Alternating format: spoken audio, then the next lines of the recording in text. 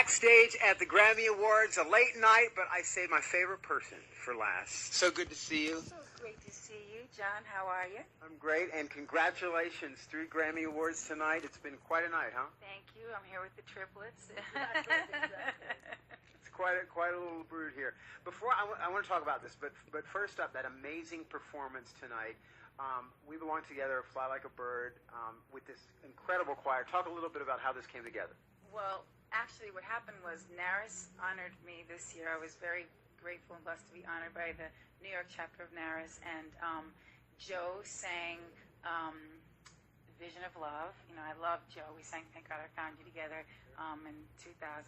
And then Ann Nesby sang One Sweet Day with Joe. And then Karen Clark, who's one of my favorite gospel singers ever, came and sang Fly Like a Bird. And producer of the show saw and heard that, even though the sound was kind of weird in the room and it was hard to hear and stuff, he was just like, you've got to do that song. That's what I want to hear you sing. And I was like, well, we got to do We Belong Together. So we tried to figure out a way to kind of, I'm not about a medley, really. I don't love a medley. But I think that it was important to do We Belong Together because these are really kind of all representative of that song. And then, you know, to sing Fly Like a Bird and to have my pastor from my church in East New York come all the way to the Grammys and be front and center, Pastor Clarence Keaton on stage at the Grammys was an amazing moment. And to have Hezekiah Walker and his choir was just such an honor. So it was really, it was a great moment for me. I was really excited. Well, hopefully all of you guys caught it, and if not, here's a little taste of it once again. Mariah performing at the Grammy Awards.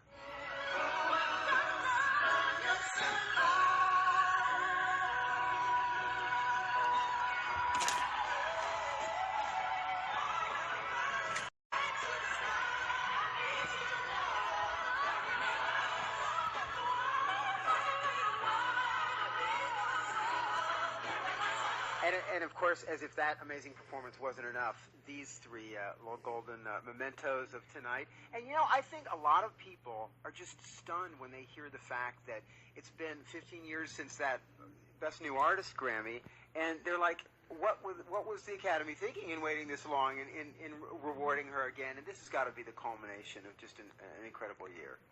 Well, it is, and you know, when you talking to me about numbers, I'm like, what? I wasn't even born then. But no, it's been really cool. I mean, obviously the first time I came to the show, very young, very freaked out, and very kind of like, okay, here I am, I'm performing, but I don't really know that I belong here. You know what I mean? And going through, you know, a lot of years of bridesmaid moments, as it's opposed to the bride, meaning not getting the Grammy, whatever. I kind of you were a bride once. I won't go there.